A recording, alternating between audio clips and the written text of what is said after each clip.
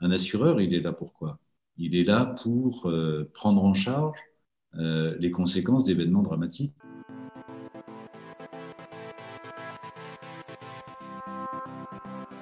À l'instar de beaucoup d'entreprises, évidemment, les modalités de travail, du jour au lendemain. 17 mars, annonce du confinement, 18 mars au matin, plus personne n'était sur aucun des sites de la Maïf.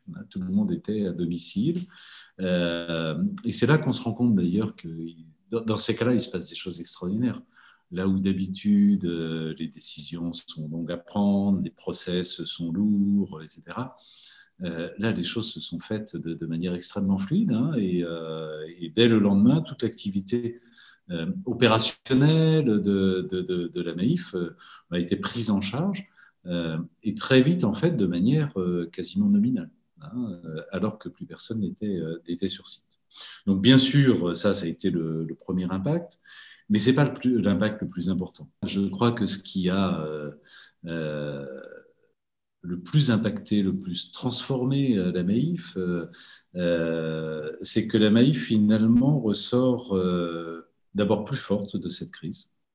On ressort plus fort de cette crise parce que, bien qu'elle nous ait coûté très cher quand même, on a divisé nos résultats par 4 par rapport à l'année précédente, parce que on a pris tout un tas de mesures de solidarité, le remboursement par exemple des primes automobiles pendant le premier confinement, des mesures de solidarité extrêmement fortes à l'égard de tous les prestataires qui travaillent pour la Maïf, des réparateurs automobiles, des artisans du bâtiment, évidemment la contribution au fonds de soutien des PME, plus tout un soutien extrêmement fort aux associations qui sont assurées chez nous, etc. On pourrait multiplier les exemples. Donc, on ne ressort pas plus fort financièrement, au contraire, mais on ressort plus fort parce que, grâce à toutes ces mesures, justement, on a à la fois une adhésion et une fierté, d'ailleurs, du corps social en interne qui sont extraordinaires et qui alimentent une dynamique, une motivation, une envie qui font vraiment plaisir à voir. Et puis, on sort plus fort et d'une certaine manière grandi de cette crise en ayant le sentiment d'avoir pris les bonnes décisions, aussi dans le regard de nos sociétaires, nos assurés, nos clients, et dans le regard du vaste monde, du grand public en réalité, où dans un contexte dans lequel les assureurs ont été un peu chahutés quand même, en tout cas certains d'entre eux, la Maïf s'est distinguée, je crois, par son comportement. Oui, je suis fier de ces résultats parce qu'ils sont juste la manifestation, la traduction comptable, et donc irréfutable, la traduction comptable du comportement qui a été le nôtre pendant la crise. Moi, quand je vois, je ne vais pas citer de nom, mais quand je vois, y compris dans le monde de l'assurance, des entreprises qui ont augmenté leurs résultats par rapport à celui de 2019, je me dis qu'il y a un problème.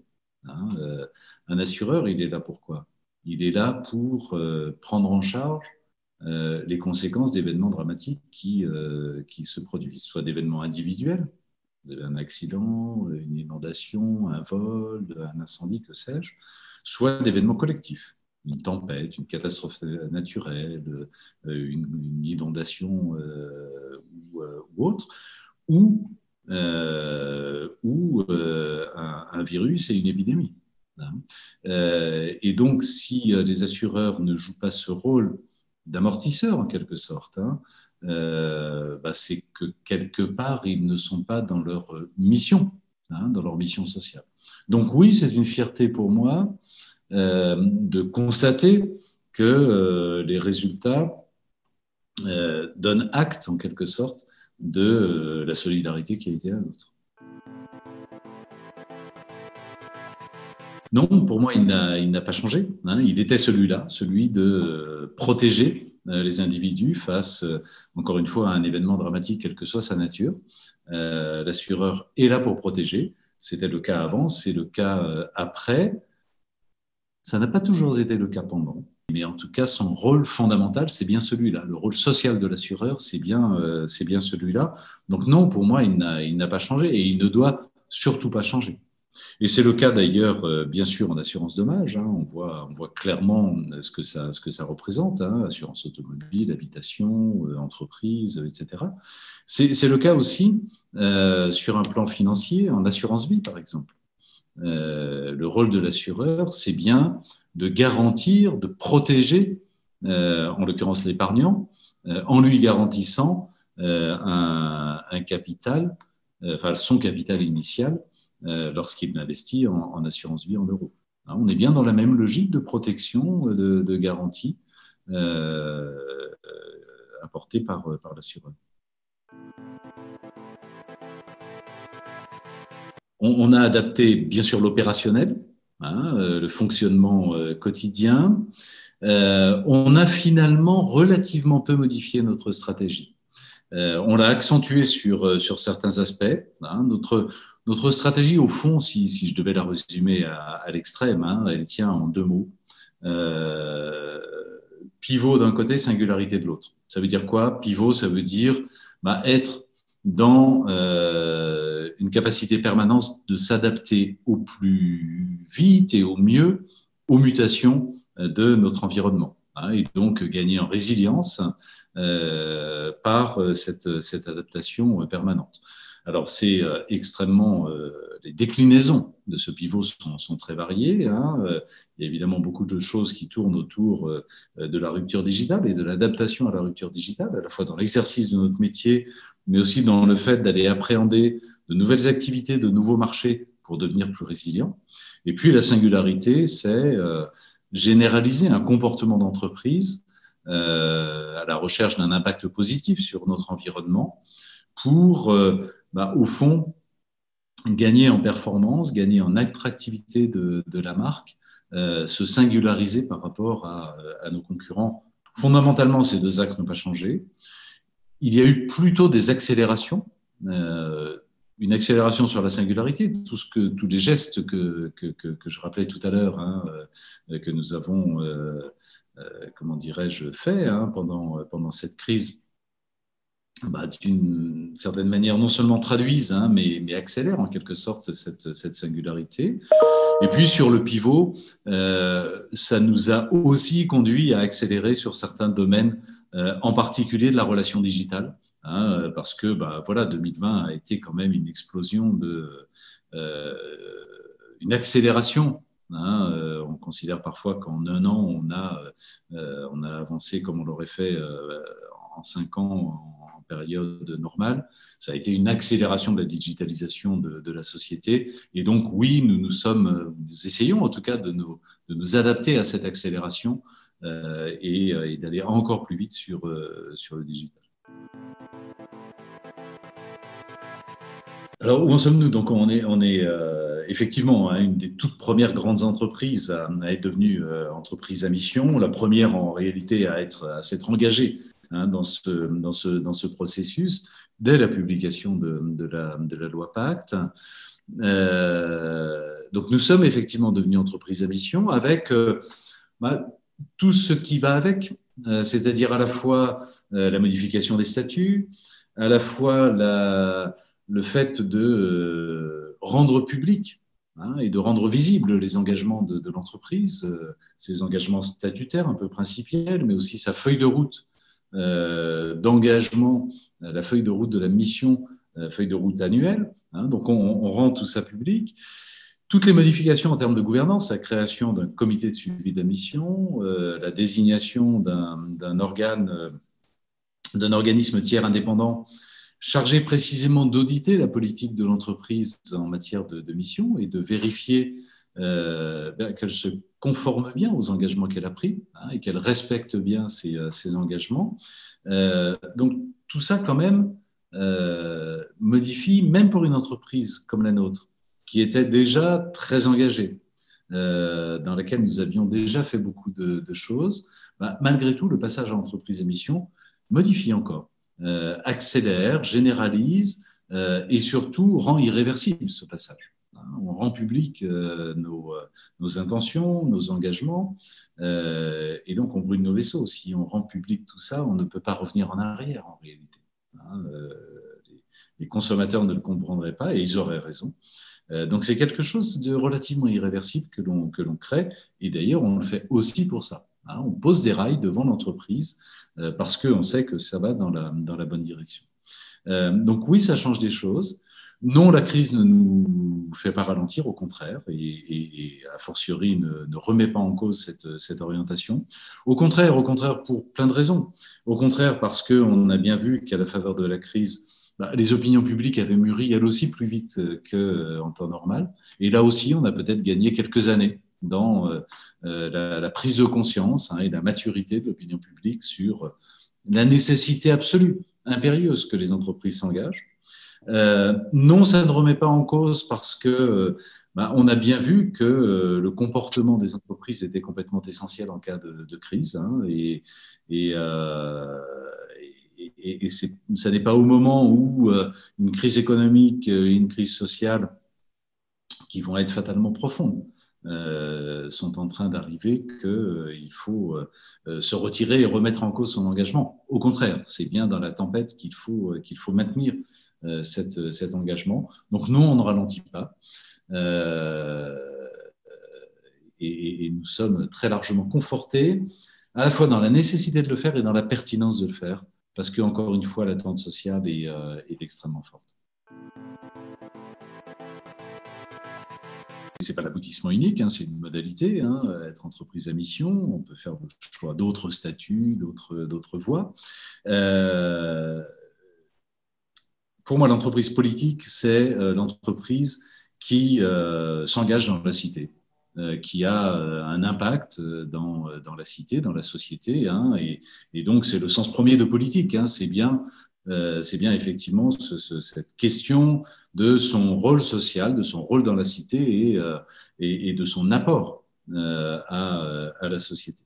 Hein, et de mon point de vue, je crois qu'il y a aujourd'hui une attente sociale qui est tellement forte à l'égard des entreprises et qui est en train de croître très, très fortement, une attente sociale pour que les entreprises s'engagent, pour qu'elles contribuent sur le plan d'environnement, sur le plan social, sociétal.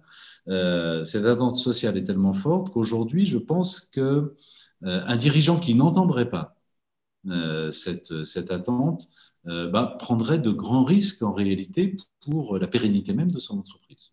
Et donc oui, je crois que seules les entreprises qui comprennent ce message et qui s'engagent réellement garantissent de manière beaucoup plus forte en tout cas leur pérennité. Hein, et donc l'entreprise du 21e siècle sera politique ou ne sera plus, parce que si on n'est pas politique, il y a un vrai danger pour l'entreprise elle-même. Alors bien sûr, ça ne se fait pas sans accroc, ça n'est pas un terrain qui est complètement lisse et qui se fait facilement.